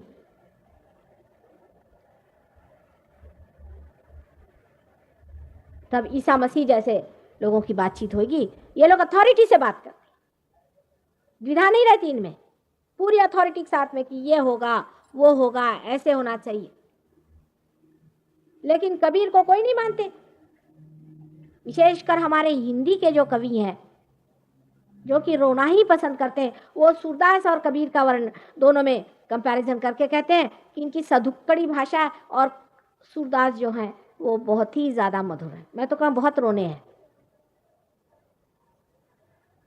उन्होंने ही खुद लिखा है सुरसागर लिखने के बाद, सूरदास की सभी अविद्या दूर करो नंदलाल। उन्होंने कन्फेशन दे दिया कि अभी अविद्या में बैठे हैं। लेकिन हम क्योंकि विरह में हैं, हमें विरह वाले कविता अच्छी लगती। जब आप विरह से उठ जाते तो आपको विरह वाले लोग बिल्कुल नहीं अच्छे लगते। लगता है ये क्या रो रहे हैं बाबा सुबह से शाम तक। जैसे कोई शादीशुदा अभी नई शादी हो गई हो और उनको कोई पड़ोस में मर जाए तो कैसा बुरा लगता है, कहाँ से मनहूसियत आ गई, वैसा ही लगता है। फिर आदमी को मजा आता है ज़ेन पढ़ने में। खलील जिब्रान को पढ़िए, आप पार होने के बाद खलील जिब्रान को पढ़िए, सारा सहयोग है खलील जिब्रान। ज़ेन पढ़िए, ज़ेन तो पूरा ही सहयोग है। फिर आपकी रुचियां बदल जाती है साहब, आपकी प्रायोरिटीज बदल जाती है, आप एक दूसरे तरह से दुनिया को देखने लगते हैं। पहले आप मांगते हैं, फिर आप देते हैं। अभी आप मांग रहे हैं, फिर इधर आके बैठ के दीजिए। ये जब घटना घटित होती है तभी आप साक्षी हो जाते हैं, जिसे श्री कृष्ण ने कहा हुआ है कि आपको साक्षी हो जाना चाहिए। श्री कृष्ण को संपूर्ण अवतार इसलिए मानते हैं कि उनके लिए सारी सृष्टि एक लीला मात्र थी। रामचंद्र जी ने भी सारा नाटक ही खेला था, पर वो इतना बढ़िया नाटक खेला कि ऐसा प्रतीत होता है कि वो साक्षी नहीं थे, इसलिए उनको मर्यादा पुरुषोत्तम ही कहा गया। लेकिन ये नाटक है पूरी तरह से श्री कृष्ण ने सिद्ध कर दिया, इसलिए श्री कृष्ण को पूर्ण अवतार मानते हैं कि वो पूर्ण अवतार है, उनके लिए सारी कुछ लीला ही है। सहयोग के बाद आप भी साक्षी स्वरूप हो जाते हैं। अब देखते हैं वह अच्छा नाटक चल रहा है साहब, क्योंकि आप हैं न तो आगा सोचते ना पीछे आप देख रहे हैं, चलने दीजिए नाटक। स्थिर बुद्धि होके आप देखने लग जाते हैं। आप नाराज भी हो तो भी आप अंदर नाराज नहीं रहते, अंदर से आप देखते रहते हैं कि हम कैसे नाटक खेल रहे हैं नाराज होने का। कृष्ण का संहार भी वैसा ही है, सारा ही लीलामय। संहार भी करना ही पड़ता है। बहुत से लोग हैं अहिंसा का अर्थ ये लगते हैं कि मच्छर को भी न मारो, खटमल को भी न मारो। ऐसे भी लोग हैं दुनिया में, आपको नहीं मालूम। एक ब्राह्मण को पकड़ के ले आएंगे, उसको एक झोपड़ी में रखेंगे और उस पर सब खटमल छोड़ देंगे, और खटमल उसका ये खा ले, सोचते वाह हमने कितना अहिंसा का महत् कार्य किया। अब ये बताइए रियलाइजेशन क्या खटमलों को देना है या मच्छरों को देना है?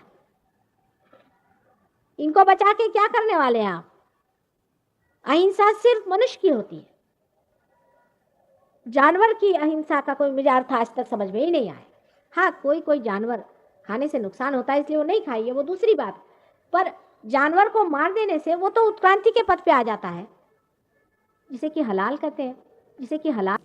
अब बैठ के कोई मारते रहे तो वो तो हिंसा की चीज है, वो तो आप किसी भी चीज को मारे तो आपके अंदर हिंसा, उसे आप निकाल रहे हैं, वो बात दूसरी हुई। लेकिन कोई हिंसा के लिए नहीं जानवर को मारता है। एक आदमी दूसरे आदमी से जब कटुता व्यवहार करता है तो वो कम से कम 100 गैया खा लेता है, समझ लीजिए। अब गाय है, गाय के प्रति हमारा इतनी श्रद्धा है, क्यों? गाय के प्रति हमारी इतनी श्रद्धा क्यों? कोई खास जानता नहीं इस बात को। ये बहुत ऊंची बात है, क्योंकि गाय आदिशक्ति का अवतरण एक बार सुरभि के रूप में हुआ था गाय की। उस बात की याददाश्त के लिए हम सब गायों को मानते हैं, क्योंकि उन्होंने एक बार इसमें अवतरण लिया हुआ था। सुरभि का नाम शायद आप लोगों ने सुना होगा, तो आप तो बहुत मॉडर्न है, हम तो बहुत एंशिएंट आदमी। सुरभि नाम की एक गाय थी, उसने सबसे प्रथम 35 करोड़ देवता अपने अंदर बिठाकर आदिशक्ति का अवतरण गाय स्वरूप में हुआ था, इसीलिए हम गाय को देवता मानते हैं अब भी। दूसरी बात यह है कि भारतवर्ष की गायें घरों में बंधी रहती है, उसी का दूध हम पीते हैं, रोज माँ के जैसे उन्हें देखते हैं, इसलिए हम मानते हैं। पर इंग्लैंड की गाय बिल्कुल भैंस जैसे दिखती है, बिल्कुल भैंस। उसको किसी भी प्रकार से आप गाय नहीं कह सकते। मेरे बच्चे आए थे तो मुझे कहने लगे कि नानी, यहाँ की जो गाय, यहाँ की जो भैंसें हैं ये सफ़ेद कैसी हैं? हिंदुस्तान की गाय एक विशेष चीज़ है, क्योंकि सुरभि का इस संसार में आने की वजह से उन सब में ही वो देवत्व आया हुआ है, इसलिए हमारे यहाँ गाय बहुत पूजनीय है। और यहाँ की गाय का एक रूप ही बड़ा सौम्य होता है और सुंदर होता है, इसलिए हम गाय का जो वह वर्ज्य मानते हैं वो हिंदुस्तान और भारत के लिए ही सीमित है। ये आप बात जान लीजिए। इस तरह की अहिंसा आप मत चलाइए, लोग भूखे मर जाएंगे। ग्रीनलैंड में, जहाँ की कहने को ग्रीनलैंड है, और एक भी ग्रीन पत्ता उन्होंने नहीं देखा बेचारों ने। वहाँ से एक मेरे शिष्य आए थे, आई थी लेवी जी, वो मुझसे कहने लगे माँ, लोग कहते हैं कि तुम लोग वेजिटेरियन हो, हमारा तो वेजिटेबल ग्रो ही नहीं होता, तो भगवान ने हमको ऐसे कर्ज जगह क्यों भेज दिया? मैंने कहा उसमें कोई हर्ज नहीं, ये सब कल्पनाएं हमारे अंदर इतनी जटिल हो गई हैं, इससे बचना चाहिए। इससे हम सारे मुसलमानों को काट देंगे, सब ईसाइयों को काट देंगे, बहुत से हिंदुओं को काट देंगे, जापानियों को काट देंगे, रशियंस को काट देंगे, सबको काट के, सिवाय थोड़े से ब्राह्मण, वो भी चोरी छुपे खाते होंगे, इसके सिवा और कोई नहीं जुटने वाला। ये गलत बात है। हाँ, शराब जरूर, शराब बिल्कुल गलत चीज। जैन लोग हैं मच्छर को नहीं मारेंगे और शराब पीते हैं, शराब जरूर चीज है। और आजकल तो एक, आप जानते हैं पूना में एक दुष्ट राक्षस जैसे बैठे हुए हैं, जिनके पास बहुत से अंग्रेज लोग जाते हैं, इनको मैंने भेजा था, इनमें से एक लेखिका हमारे साथ आई कि जाके देख के आओ क्या करते हैं। ये बता रही थी कि बेचारों का हाल खराब है। एक तो सबको वहाँ सब्जी खाने को देते ज़बरदस्ती। अब ये लोग सब नॉनवेज खाने वाले लोग तो वैसे ही भूखे मरते हैं। उसमें वो कहते हैं कि नमक नहीं डालो और फिर उबली हुई खाना दो। तो कहने लगे कि सब ऐसे दुबले पतले हो गए, हालत खराब, लत्तड़ पत्तड़। और 9-9 घंटा हर एक से वो काम लेता आदमी। एक आदमी वो सब्जी ही काटते रहता, उसका हाथ तक छिल गया 9 घंटे। अब जब वो आदमी बिल्कुल ही कृश हो गया और उसकी बिल्कुल ही दशा खराब हो गई, तब उस पर भूत मार दो, खत्म। वो अपने गले में माला डाले, वस्त्र पहने, घुमा करता है और उसका सारा पैसा खींच। बड़ी बड़ी औरतों को बेवकूफ़ बनाया ये करके, ऐसा लस्तम पस्तम बनाया, और ये बड़े बड़े लोग करते हैं। मैं आपको सबकी पोल पट्टियाँ बताऊंगी एक दिन, उस पर भी एक दिन लेक्चर करना चाहिए। ये लोग जो अपने को बड़े भारी धर्मात्मा समझते हैं, अब लामा लोग आप सोचते हैं बड़े धर्मात्मा, मुझे आज तक एक नहीं मिला। धर्मात्मा पना जो है ये अंदर की चीज होती है। इसमें इस तरह से लोग कठोरता करते हैं, इतनी कठोरता करते हैं कि मनुष्य के साथ इतनी कठोरता और जानवर के साथ इतना ज्यादा प्रेम।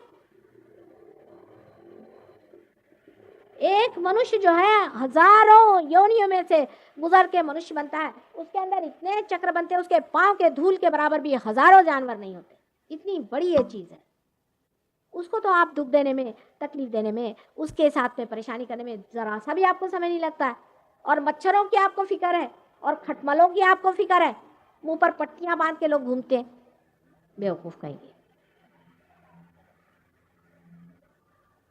अपनी जिंदगी बर्बाद, दूसरों की जिंदगी बर्बाद, ये करने की क्या जरूरत है। हाँ, लेकिन अगर कोई आपको चीज खाना पसंद नहीं है, आप उसको नहीं पसंद करते, नहीं खाइए। आपको जो चीज पसंद है वो खाइए, जो आपको सूट करता है प्रकृति को वो खाइए, वो दूसरी बात है। लेकिन इसकी इतनी ज्यादा जबरदस्ती लोगों पे करना कि उनका खाना पीना हराम हो जाए, वो भूखे मरे, ये कौन सा बताए, कौन सी शराफत है ये। मैं कहती हूँ ये एक तरह का एग्रेशन ही है। हाँ, आपको पसंद नहीं है, आप नहीं खाइए, वो दूसरी बात होती, लेकिन जबरदस्ती आप किसी के पीछे पड़े रहे। सबका डिस्क्रिमिनेशन का पॉइंट होता है, और ये आपको विशुद्धि चक्र से पता रहता है। नीरक्षीर विवेके तू, संस्कृत में एक श्लोक है कि नीरक्षीर का विवेक जब होता है, जब पानी और दूध का फर्क आता है, तब हंस जो होता है वो सिर्फ दूध पी लेता है, और जो बका होता है, बगला होता है, उसके समझ में नहीं आता, वो दूध भी पीता है, पानी भी पीता है, उसको समझ नहीं आता। तो नीरक्षीर विवेके तू हंसा हंसा बका बका, नीरक्षीर विवेक होना चाहिए। आप कोई चीज का एकदम स्टैम्प नहीं बना देना चाहिए।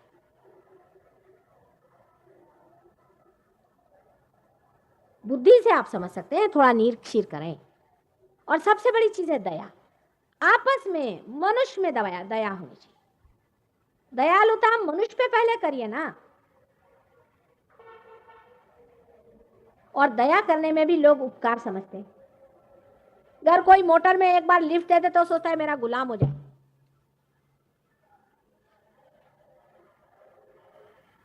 दयालुता जो है ये भी बड़ा अंदर का गुण है। मैंने आपसे कल बताया था कि जब आदमी जागरूक होता है तो उसमें दया आ ही जाती। जैसे कि जब फूल खिल जाता है तो उसमें से सुगंध और सुरभि बहने लग जाती है और सारा वातावरण सुरभित हो जाता है। इसी प्रकार जब आदमी जागरूक हो जाता है, प्रबुद्ध हो जाता है, उसके लिए कसम खाने की ज़रूरत नहीं। अगर आप यहाँ कस्तूरी रख दें तो कोई कसम खाने की ज़रूरत थोड़ी कि यहाँ कस्तूरी रखी, आप खुद ही समझेंगे कि हाँ यहाँ कस्तूरी है।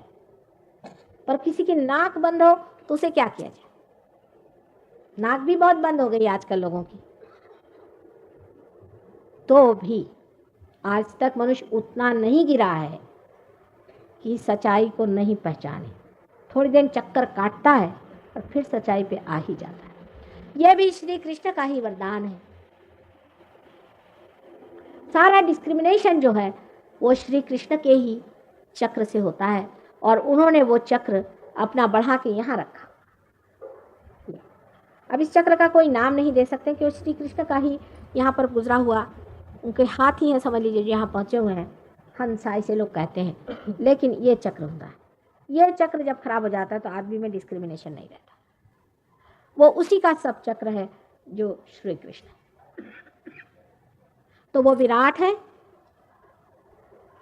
और वो लीलामय है, वो लीला करते हैं और हम उनके अंग प्रत्यंग हैं।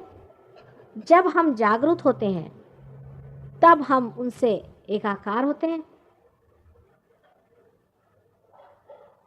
और तब वो हमें कार्यान्वित करते हैं। उन्हीं को मोहम्मद साहब ने अकबर कहा है। इसीलिए यहाँ का मंत्र, एक बहुत सुंदर मंत्र यह है कि दोनों उंगलियां कान में डालकर ऊपर हाथ करके अल्लाह अकबर कहें। जिस जिसका ये चक्र पकड़ा हो उसका एकदम खुल जाएगा। पूना में बहुत बमनोक से करवाया मैंने।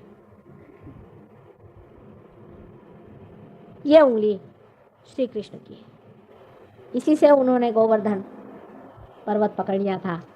इसी उंगली पर वो अपना सुदर्शन घुमाते। श्री कृष्ण के बारे में इतनी मिथ्स है और इतनी उनके बारे में गलत फहमियाँ हैं, उसमें से कुछ मैं चाहूँगी कि आपके सामने बयान करूँ, क्योंकि आज उनका ही थोड़ा सा उद्घाटन हुआ है। एक तो सबसे पहले ये कि 16,000 उनकी पत्नियां थी। इस पर बहुत ज़्यादा लोगों को ऑब्जेक्शन है। वो तो योगेश्वर श्री कृष्ण थे, योगेश्वर थे। आपको तो किस्सा पता होगा कि एक ऋषि के पास कुछ औरतें जा रही थी, उनकी पत्नियां 5 पत्नियां थी, वो उनके 5 पंचमहाभूत।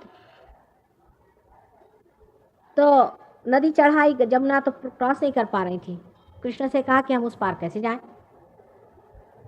तो उन्होंने कहा कि उसमें क्या मुश्किल है, आप नदी से पूछिए, नहीं तापी नदी कि नदी से कहिए कि आप अगर कृष्ण योगेश्वर हो और उन्होंने किसी भी स्त्री का संग न किया हो तो आप नीचे उतर जाइए। तो नदी नीचे उतर गई। लोगों ने कहा देखिए, झूठ बोलने की भी हद होती है, ये हमारे पति हैं और ये क्या कह रही। और उस पार चली गई। जब ऋषि जी का उन्होंने बड़ा ही भारी सत्कार किया, उनको खाना पीना दिया, खूब खाया ऋषि जी ने बैठ करके। जब लौट के आई तो उन्होंने पूछा, देखा कि नदी फिर चढ़ गई। तो जाकर उन्होंने ऋषि जी से पूछा कि अब क्या करें, फिर नदी चढ़ गई, इस नदी को कैसे उतारें?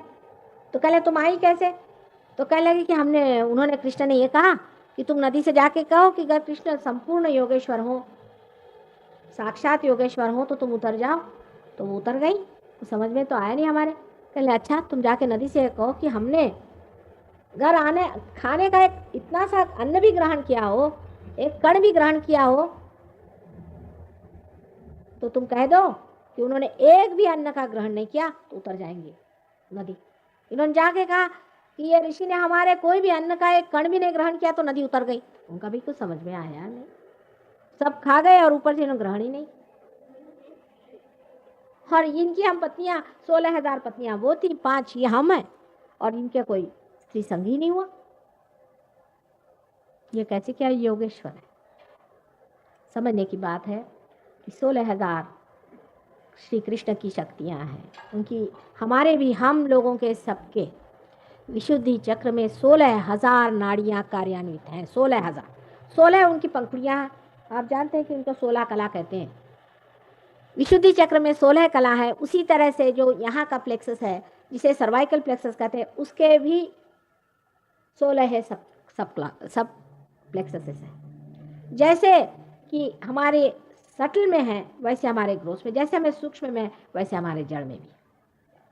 और इनकी एक एक कला की एक 1,000, क्योंकि हमारे सर में जो सहस्त्रार है उसकी 1000 नाड़ियां हैं, और एक एक नाड़ी में कृष्ण की 16 नाड़ियां दौड़ती, तो 16,000 उनकी नाड़ियां हमारे अंदर यहाँ पर है।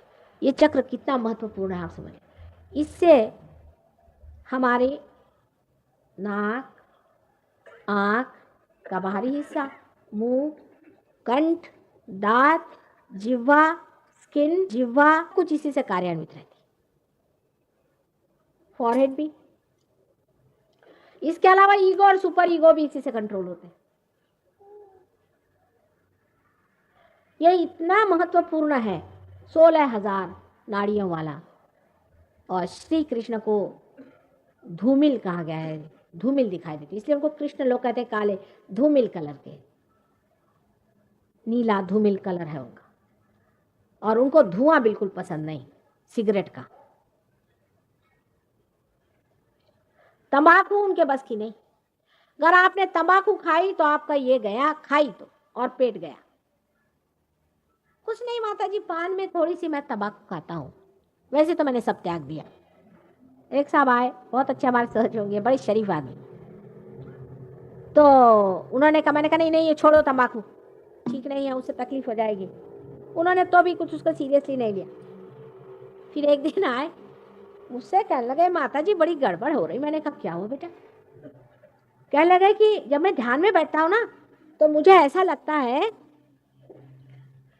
कि हनुमान जी का मुंह मेरे अंदर बना जा रहा है, इतना बड़ा बड़ा बड़ा बड़ा बड़ा बड़ा, और फिर छोटा हो जाता है। फिर मैं ध्यान में बैठता हूँ तो ऐसा लगता है कि मुंह ऐसा होते जा रहा है। फिर कल मैं ध्यान में बैठता हूँ तो मेरा मुंह ऐसा ऐसा टेढ़ा टेढ़ा होता है। मैंने कहा अब तुम झूठ बोलते हो ना, तुम तंबाकू खाते हो कि नहीं? तो कहने मैं खाता हूँ। मैंने कहा कान पकड़ो आज से, अगर तुमने फिर से तंबाकू खाई है तो फिर से तुम हनुमान जी बन जाओगे, तुम्हारा मुंह बिल्कुल हनुमान जी जैसे हो जाएगा। बेचारे बहुत सीधे सरल आदमी, हालांकि उन्होंने हजारों लोगों को पार किया बाद में, बहुत बड़े आदमी हैं वैसे, लेकिन एक तंबाकू पे अटके थे। देखिए ये मनुष्य की हालत होती। छोड़ी उन्होंने, वो तंबाकू गई। अब ये तंबाकू चीज़ जो है ये बहुत ही खराब चीज़ है, ये इंसेक्टिसाइड है। जो इंसेक्ट्स को मारता है वो हमारे सेल्स को भी तो मार ही डालेगा। और इतनी गंदी चीज़ है कि इसको खाने को किसने बताया था आपसे? पता नहीं कहाँ से समझ गए कि इसको खाने का। आदमी पता नहीं क्या क्या खाते रहता है, वो ये क्यों नहीं सोचता है कि ये कहीं लिखा है कि तंबाकू खाओ। तंबाकू खा खा करके जो हालत आपने अपनी कर ली है, तो कुंडलिनी तो उठती ही नहीं है, उल्टे आपके दुनिया भर की बीमारियां हो जाती। फिर सिगरेट, ये भी एक चक्कर है।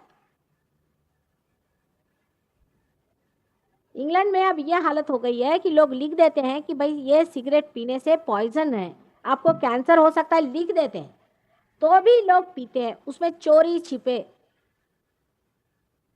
कोई भी लंदन आएगा तो हमसे कहेगा भाई यहाँ की बढ़िया वाली जरा हमें सिगरेट दे दीजिए, बस उससे हमारी तबीयत खुश हो जाएगी। मैं तो देखते ही रहती हूँ, बड़े बड़े लोग, बड़े बड़े अफसर, बहुत बड़े, जो आपके बहुत बड़े बड़े अफसर माने जाते हैं, वो लोग, एक तो उनको विस्की चाहिए और एक उनको सिगरेट चाहिए। ये लोग क्या अफसरी करेंगे और ये क्या जन का कल्याण करेंगे, मेरी कुछ समझ में आता नहीं। ये तो इंसेक्टिसाइड है, इसको खाना और उसको पीना किसने बताया आपसे भाई? मैं बहुत से पूछती हूँ कि कौन से शास्त्र में लिखा है। ये बात आपको आश्चर्य होगा, ये गुरु तत्व के विरोध में बहुत बैठती तंबाकू। इससे पहले तो विशुद्धि चक्र पकड़ता है, ये मैं मानती हूँ, पर बाद में नाभि के पास में ऐसा मैल बैठ जाता है। सिगरेट में जो कैंसर होता है, मैं तो कहती हूँ कभी कभी किसके आपको फिल्म्स बना के लोगों को दिखाने चाहिए। तो पहले तो वो आपकी यहाँ से नली काट देते या तो यहाँ छेद करते, फिर धीरे धीरे पेट की चीज़ें निकलती जाती, और इसका कैंसर इतना बढ़ता है जो, क्योंकि विराट में आप सोचिए कि जो उसका मुख्य स्थान है विशुद्धि चक्र, वही जब पकड़ गया तो सारे शरीर में वैसा कौनता है, और ये धुआं जो है लंग्स में ऐसे भर जाता है कि कुछ पूछे। बहुत ही डेंजरस चीज।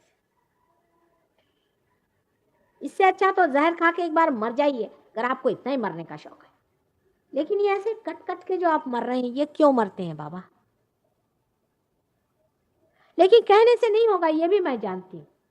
ये तो छूटना पड़ता है, वो भी सहयोग में ही घटित होगा, वो भी सहयोग का ही कार्य है। हमारे यहाँ मैंने बताया कि जो विदेश के लोग बैठे हैं, इनमें से लोग कुछ कुछ तो ड्रग्स तक बहुत लेते हैं, क्योंकि इनके यहाँ सब चीज़ रिलेटिव चलती कि शराब से ड्रग अच्छा, तो ड्रग लो। पर शराब इतनी गंदी चीज़ है, उसको ही क्यों नहीं छोड़ देते? तो इनका रिलेटिव मामले में वो आए ड्रग पे। और सिगरेट तो सोचते बहुत ही सीधी चीज़ है, लेकिन ये इतनी घातक चीज़ है सिगरेट। और दूसरा ये कि इसलिए घातक है कि कम से कम शराब पीने के लिए आपको बोतल खोलनी पड़ेगी, उसके वो कुछ ग्लास वास लगेंगे। लंदन में तो आपको उसका स्पेशल ग्लास, वो भी एक उन लोगों ने बनाया हुआ ट्रिक कि आपको ब्रांडी पीना है तो ऐसा पियो, वो पीना है तो ये पियो, जिससे उनके क्रिस्टल बेचे जाए यहाँ पे, हर एक का अलग अलग। शराबी पीने के लिए तरह तरह की चीज, उसका भी बड़ा फ्रेंच में बड़ा शास्त्र है और बहुत उसको ऐसा बताया है क्या, हाँ जैसे इससे बढ़ के साइंस तो आज मनुष्य ने कोई बनाया ही नहीं। इतनी बड़ी बड़ी किताबें लिखी और नाम भी ऐसे ऐसे रखे हुए हैं, भगवान बचाएगा। और फिर उसके एक तरीके से पूछना और बातचीत करना, साहब आप क्या पीजिएगा, और ऐसे नखरे से समझ में नहीं आता मेरे जैसे इंसान। लंदन में एक प्रथा है हाथ मिलाने की, वो ठीक है, मैं तो उसमें जागृति देती हूँ। जाते वक्त तो ठीक रहते हैं, जब रिसेप्शन में खड़े रहिए 500 आदमी हाथ के मेरी तो जड़ें तोड़ डालते, वो तब तो ठीक है, पर जब पी के आते हैं तो भगवान है बचा रखे। आप किसी से भी वहां बात पियाए बगैर कर ही नहीं सकते, क्या तमाशा है। और ये सिगरेट, अगर आपको किसी से बात करें तो आप सिगरेट ऑफर करें, नहीं तो आप बात नहीं, देयर इज नो कम्युनिकेशन। जब तक आप जहर किसी को नहीं दीजिए, मनुष्य का मनुष्य कम्युनिकेट होता नहीं। क्या अकल है साहब इंसान की, मेरे जैसे इंसान को नहीं समझ में आती है अकल। फिर औरतों का सिगरेट पीना और भी कमाल है, साड़ी पहनेंगी बिल्कुल, नाक में नथनी भी लगाएंगे आजकल, वो भी चला, और ऊपर से सिगरेट। कैसा मेल बिठाए कुछ समझ नहीं आता कि अपनी संस्कृति में कभी औरतें सिगरेट पीती थी क्या। हाँ कह ले नेपाल में वो देहात में औरतें पीती, अब आप वो होने जा रहे हैं क्या, आप क्या अब जंगली होने जा रहे हैं। कह ले वो आदिवासी, अब क्या आदिवासी होने वाले हैं आप लोग क्या, क्योंकि आदिवासी ऐसे कर देते, अब आप आदिवासी हो जाइए। वहां बहुत से लोग इंग्लैंड में तो खासकर कि अब हम प्रिमिटिव होना चाहते हैं, हमने कहा प्रिमिटिव हो ही नहीं सकते, अशक्य है, क्योंकि आपका दिमाग ही प्रिमिटिव नहीं हो सकता। तो आप भूत होंगे, प्रिमिटिव नहीं होंगे। भूत जैसे बाल बढ़ा लिए खूब ऐसे एकदम, उन पे भूत ही बैठेंगे कि नहीं बताइए आप। भूत देखते रहते कि हमारा जैसे कौन घूमता है उनको ही पकड़ेंगे भूत। अरे भाई कायदे से कपड़े पहन के जाओ तो भूत भी भागेगा।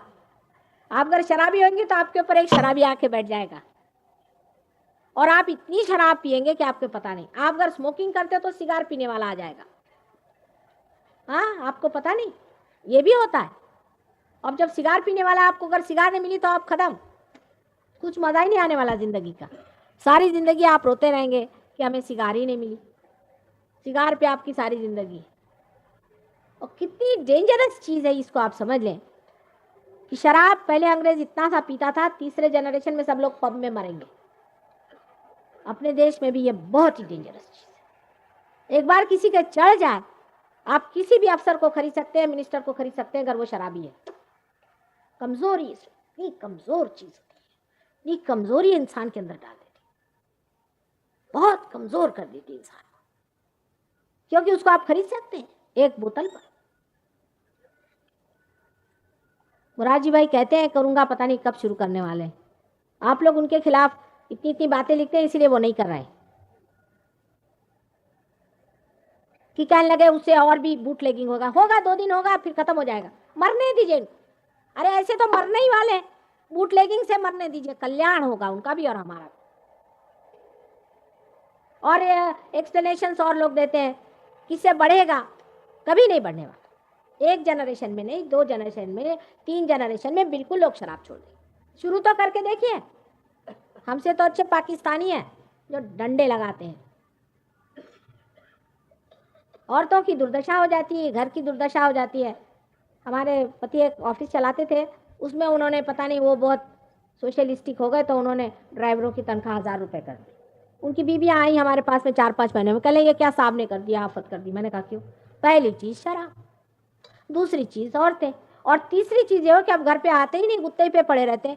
मोटरें इनकी दबादब टूटने लगे दफ्तर की, और उनके बच्चों को खाने को नहीं, बोतल घर में आई और बच्चे भूखे मरे।